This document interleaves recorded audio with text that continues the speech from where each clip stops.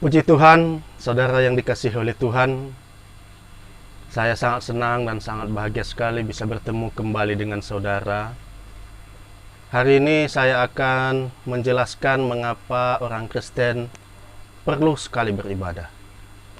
Ada beberapa ayat dalam Alkitab yang menjelaskan orang Kristen harus beribadah. Saya bacakan ayat yang pertama dalam Keluaran pasal 20, ayat yang ke-8 sampai yang 10. Ingatlah dan kuduskanlah hari Sabat.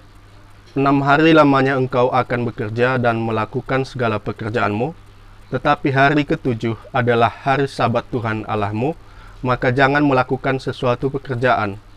Engkau atau anakmu laki-laki atau anakmu perempuan atau hambamu laki-laki atau hambamu perempuan atau hewanmu atau orang asing yang di tempat kediamanmu. Pemirsa yang dikasihi oleh Tuhan, kita tahu bahwa Tuhan menciptakan langit dan bumi selama 6 hari. Namun hari yang ke-7 dia beristirahat.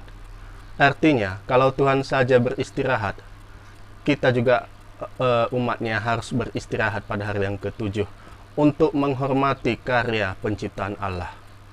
Artinya, setiap hari Senin, Selasa, Rabu, Kamis, Jumat, Sabtu, kita boleh bekerja. Namun pada hari Minggu, itu adalah hari ke-7, kita akan beribadah kepada Tuhan. Ayat yang kedua, Keluaran 23-25. Saya bacakan. Keluaran 23, ayat 25. Tetapi kamu harus beribadah kepada Tuhan Allahmu, maka Ia akan memberkati roti makananmu dan air minumanmu, dan aku akan menjauhkan penyakit dari tengah-tengahmu.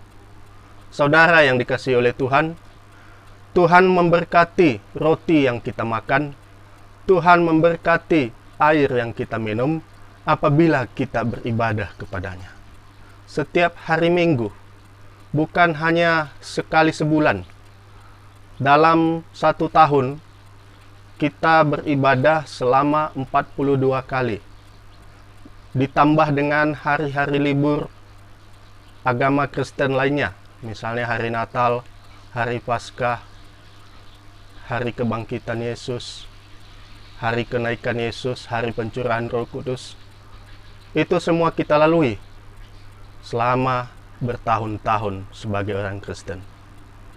Karena kita percaya kalau Tuhan memberkati kita karena kita selalu beribadah.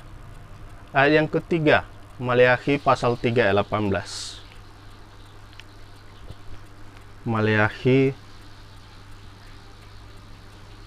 pasal 3 ayat yang 18. Maka kamu akan melihat kembali perbedaan antara orang benar dan orang fasik, antara orang beribadah kepada Allah dan orang yang tidak beribadah kepadanya. Akan ada perbedaan antara kita dengan orang yang tidak beribadah. Sudah pasti Tuhan lebih memberkati orang yang percaya kepadanya, yang selalu memberi waktunya untuk beribadah kepadanya. Tapi saudaraku, orang fasik akan berbeda berkatnya. Orang yang tidak beribadah akan berbeda berkatnya. Percaya janji Tuhan. Saya yakin juga selama ini kita yang sudah beribadah sudah menerima janji Tuhan. Ayat yang terakhir, 1 Timotius 4 ayat 8. 1 Timotius 4 ayat 8. Latihan badani terbatas gunanya, tetapi ibadah itu berguna dalam segala hal karena mengandung janji baik untuk hidup ini maupun untuk hidup yang akan datang. Ya, kebanyakan dari kita setiap hari Minggu adalah tempat waktu untuk berolahraga atau mungkin juga untuk melatih otot-otot. Nah, sekarang gunakanlah hari Minggu itu untuk beribadah. Boleh kamu latihan Senin, Selasa, Rabu, Kamis, Jumat, Sabtu. Tapi hari Minggu, latihanlah setelah ibadah. Karena firman Tuhan juga berkata, latihan badani terbatas gunanya. Tetapi ibadah mengandung janji. Apa janji firman Tuhan kepada kita?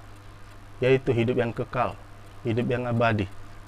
Jadi percaya saudaraku, kalau kita setia beribadah, demi minggu, minggu lepas minggu, kita percaya bahwa keselamatan itu menjadi milik kita. Bagi anak-anak Tuhan yang selama ini sudah mengaku Kristen, namun tidak pernah beribadah kepada Tuhan, mulai sekarang setelah kamu mendengar firman Tuhan ini, beribadahlah saudaraku. Datanglah kepada Tuhan. Kalau mungkin saudara belum tahu di mana gereja saudara harus beribadah, pergilah ke gereja terdekat di kota Anda, atau kunjungilah gereja-gereja yang ada di sekitar Anda setiap hari Minggu. Contohnya gereja-gereja GBKP kalau Anda adalah orang Karo, HKBP kalau Anda adalah orang Batak, GBI, ONKP atau BNKP kalau saudara orang Nias, GKII, KPDI, dan gereja-gereja lainnya. Semua gereja harus menyatakan kuasa Tuhan, harus menyatakan keselamatan, sehingga semua yang beribadah meyakini bahwa ada Tuhan di gereja. Dalam nama Yesus, firman Tuhan ini ya dan amin.